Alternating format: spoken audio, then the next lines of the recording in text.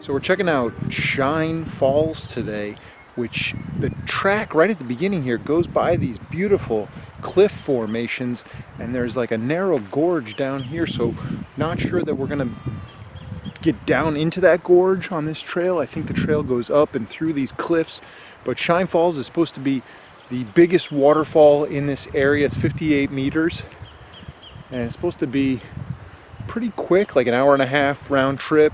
And judging by the number of cars at the trailhead, it's a pretty popular little waterfall here.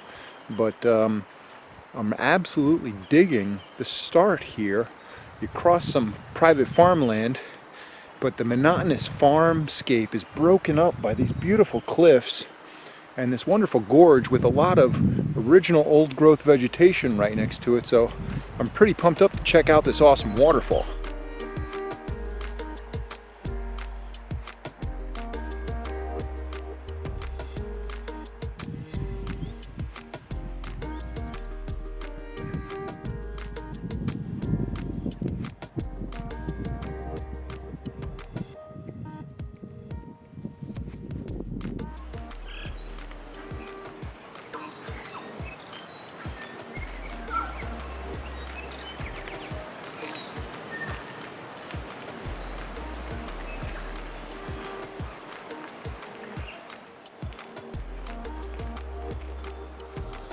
They're preserving this area in a unique way that I haven't heard of before. It's called a Mainland Island.